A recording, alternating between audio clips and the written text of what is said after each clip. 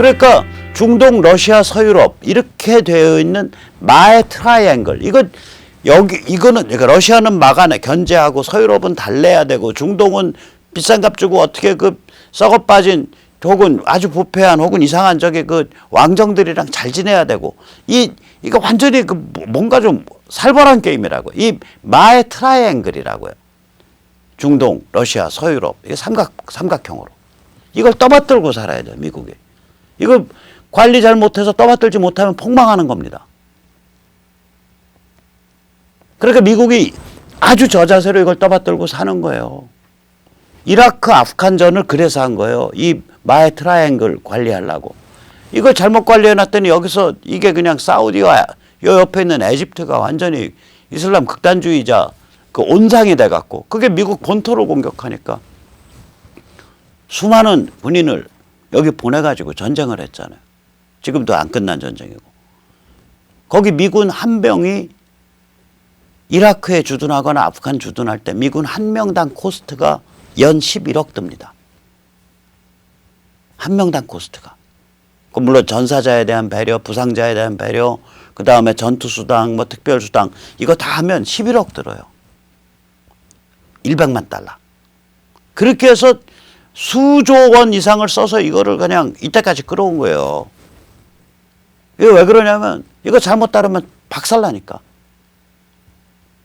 근데 2016년에 셰일 혁명이 완성됐다고요. 이거 굉장히 중요한 얘기예요. 왜냐? 셰일이면 셰일이지 왜 셰일 혁명의 완성이야? 왜 완성이라는 얘기를 해? 셰일 본격적으로 파기 시작한 게 2010년, 11년, 12년 때부터인데 왜 16년이라 그래? 왜 그걸 완성이라고 불러?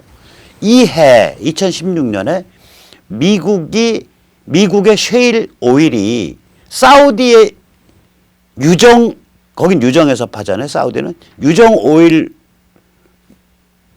생산 코스트랑 다이다이 맞먹게 돼요. 그 정도로 싸지는 거예요.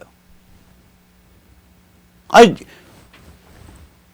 한국에서도 예를 들어서 뭐 웬만한 데서 돌캐갖고 석유 짜내겠다 그러면 글쎄요. 1배럴에 1,000만 원 들여서 짜내겠다 그러면 그런 돌 좀 있을 거예요. 한국도 어딘가 남해안 어디 일대에 1배럴에 1,000만 원 들여서 뭔 소용이 있냐고요. 미국의 셰일 오일이 만약에 생산 가격이 1배럴당 90불이다, 100불이다. 그럼 셰일 의미가 없어요. 그래가지고 의미 없을 거라고 결국 셰일 혁명 실패하는 거 아니냐라는 얘기가 2014년, 15년에 미국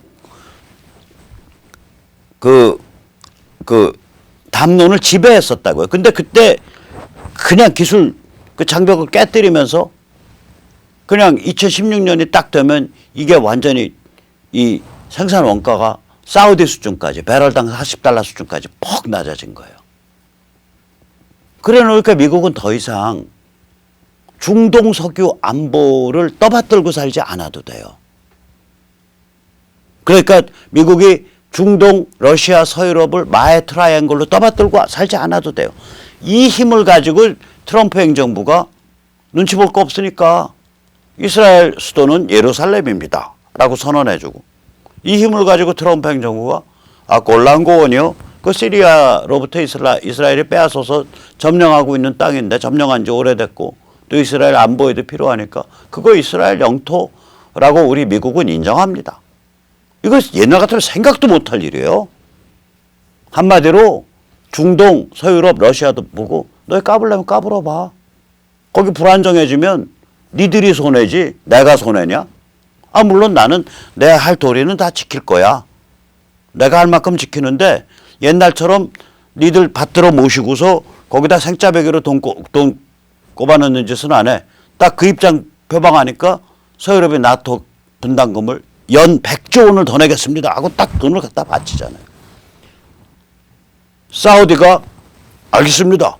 저희가 주도해서 아랍판 나토 만들어서 저희가 이때까지 이슬람 극단주의자들 뒷돈 찔러주면서 관리해왔는데 이거 돈줄 다 끊고 이제부터 저희가 아랍판 나토 만들어서 이슬람 극단주의자들을 저희 스스로 때려잡아서 저희가 아랍의 질서를 스스로 아랍권에서 해보겠습니다. 이거 아니에요. 그러니까 미국 힘이 남으니까 바로 호르무즈 해협. 저기 지금 점 빨간 점, 그 녹색 점 잔뜩 있는 그 바게트빵 같은 그 호르무즈 해협에 있던 항모 두 개 딱 빼갖고 인도 태평양으로 돌려버리잖아요. 이거예요. 그러니까 왜 미국이 세계 전략 자체가 비굴했던 거예요. 지난 50년 동안. 에너지 수입해야 되는데. 그 에너지 질서, 우리는 수입으로 끝나지만 미국은 에너지 질서를 만져야 되잖아요.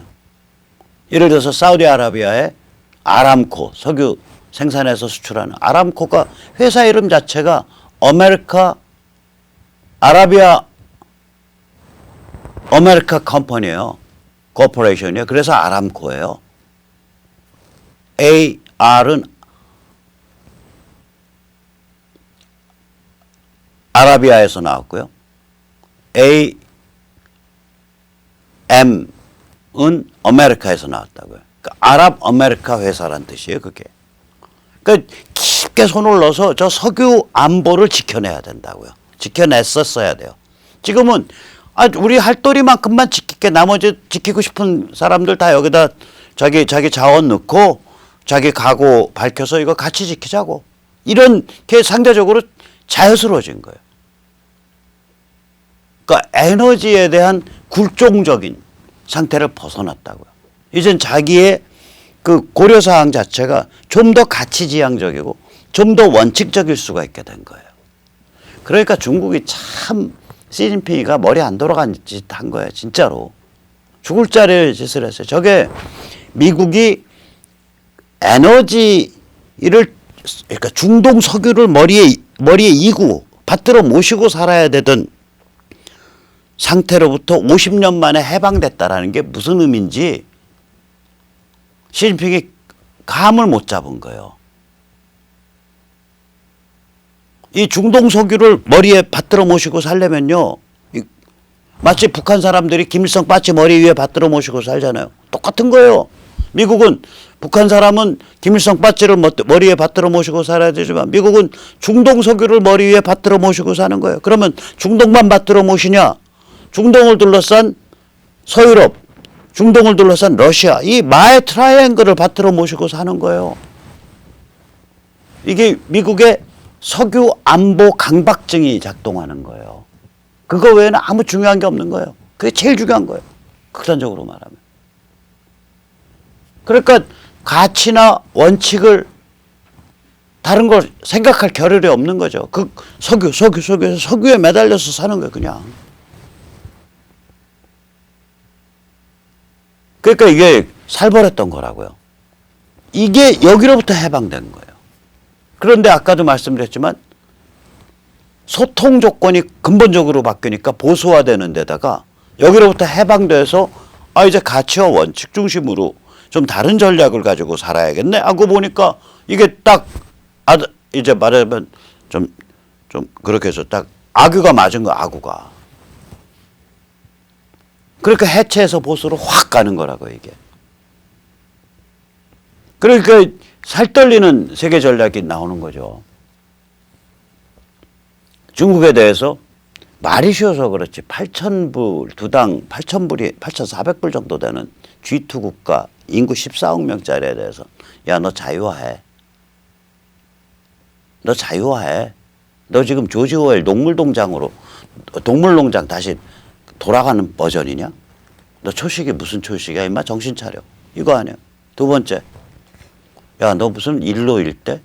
패권주의적 팽창? 야, 그거 원상회복해. 그 다음에 너의 북한 선점해. 이거 가지고 최대 압박은 사실 중국에 대해서도 쓰고 있는 거예요. 이거 북한에 대해서만 쓰는 게 아니에요. 이 최대 압박이 뭐냐? 중국에 대해서 군사긴장 시켜놓고 관세와 보복으로 경제전쟁하고 있는 거 아니에요. 중국 맛이 가게 만들고 있는 거 아니에요.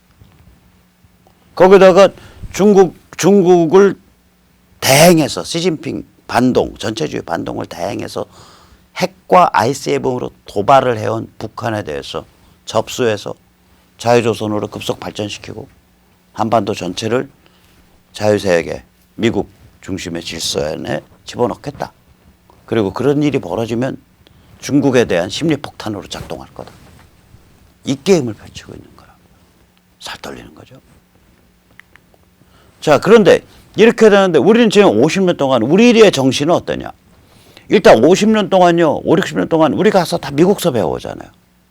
자, 1970년에, 예를 70년에 제가 이제 학번이 예를 들어서 제가 잘 사는 집에 만약에 48년생이라고 해보세요. 저보다 지금 제 실제 나이보다 10살, 12살 많은, 11살 많은 거예요. 지금 70이 넘은 사람이에요. 이 사람이 이제 공부를 잘했거나 그래가지고 미국에 유학을 가서 인문학 배운다고 이제 말하자면 그런 1948년생이면 남자 같으면 이제 대학 마치고 나면 1970년 군대 좀 해결하고 73년 이러고 미국을 달려갔어. 이제 나이 70 넘은 사람, 71은 지금 한 셋된 사람 인문학 한다고, 사회과학 한다고. 미국에서 뭐 가르쳤겠냐고요? 74년에. 이미 그때 해체해요. 대학 교수가 지금 촌스럽게 무슨 선악을 따집니까? 지금 촌스럽게 옳고 그름을 따집니까? 세상에 right or wrong, 옳은 거야, 그른 거야. 그런 기준이 있다고 생각하세요? 제가 미국 교수한테 직접 들은 거예요. 80년대 초에. 옳고 그름 같은 거 세상에 없어요. 그런 촌스러운 말 하지 마세요. 이런 걸 배우는 게 인문학 사회과학. 여기로부터 비교적 보수주의적인 데는 사회과학 중에 유일하게 보수주의자 경제학하고 경영학이에요. 거긴 기업 또 시장과 맞물려 돌아가는 데라 생생한 현실이 있으니까 거기는 보수주의적이지만 인문학, 사회과학 전부 마탱이가 있다. 철학 전부. 10중 8구 해체 친화적 관점을 배워온 거예요. 지금 우리 사회로 따져서 나이 70대 초반까지 혹은 그 이상도 70대 중반까지. 제가 지금 나이가 환갑인데 올해. 저보다 12, 13년 위 사람들도 미국 가서 그걸 배워온 거예요. 미국 빨리 간 사람들도. 좀 여기서 직장 생활을 늦게 간 사람은 더 그걸 배우죠. 인문학 사회과학에서. 그러니까 이런 게 당연히 우리나라 판검사, 헌재, 변호사 다 마탱이 가죠. 얼마 전에 이미선을 비판하는 그 저쪽 우리법연구의 사람인데 이미선의 판결이 노동자 친화적이지 않다요. 그걸 또 이미선 비판이라고 그 이미선을 비판한 사람을 비판하지 않고 그냥 신문에 썼어. 근데 저는 그걸 보고 한심하더라고. 왜냐? 판사가 어떻게 노동자 친화성을 표방해? 그럼 노동자가 아니면 법의 보호로부터 좀 차별받아야 되나? 왜 노동자에 대해서만 법을 유리하게 적용해야 돼? 그건 대한민국의 법률이 아니라 노동계급사회, 노동계급체제의 법률 아니에요? 대한민국 법률을 노동계급체제의 법률로 해석해야 된다는 게 이미선을 비판한 판사의 입장이라고 저는 봐요. 물론 이미선 잘못했지만 그 사람은 더 살 떨리더라고. 이미선을 비판한 저쪽 진영 판사의 얘기는. 제가 전에 세뇌 탈출에도 얘기했죠. 박근혜 정부 때 그 한미 FTA 그 국회 비준하니까 인천에 있는 무슨 변호사, 뭐 어디 부장판사들이 나서가지고 사법주권의 침해라 그러더라고. 그러니까 이 사람들은요, 이 사람들 사법주권은 자유민주주의 사회 사법주권 개념은요, 판사의 정신적 독립성을 얘기합니다. 한미 FTA랑 아무 관계가 없어요. 만약에 사법주권을 한 나라의 영토 주권에 따른 그 나라 법률이 국제법이나 이런 거 혹은 인류 보편의 가치보다 우선한다라는 의미의 사법주권이라고 한다면 그건 자유민주사회의 사법주권 개념이 아니라 중국 공산당의 사법주권 개념이에요. 중국 공산당이 그 용어를 잘 써요. 사법주권은 그런 뜻에서. 즉 우리나라 판검사, 헌재, 변호사, 법조 전체가 이게 아래서 인문학과 사회과학에 안 받쳐주니까 완전히 마탱이가 저쪽으로 가 있다니까요. 언론인은 다를 것 같아요. 정치인은 달라요. 대학 교수는 달라요. 초중고 교사는 달라요. 공무원은 달라요. 군인은 달라요. 맛이 가 있어요. 그냥 중간지대에서 흐물흐물하고 있거나 아니면 아예 저쪽으로 가 있다니까요. 우리나라의 지식층 전체가 가 있어요. 왜냐?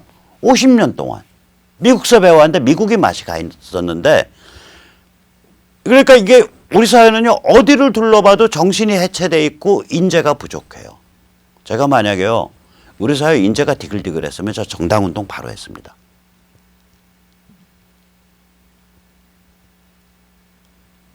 국회의원 할 만한 굵은 인재. 자, 국회의원 한번 제대로 하려고 그래봐요. 보세요. 자기 앞가림하고 있어야 돼요. 배우자가 정치하는 거 반대 안 해야 돼요. 건강해야 돼요. 그 다음 언변이 좋아야 돼요.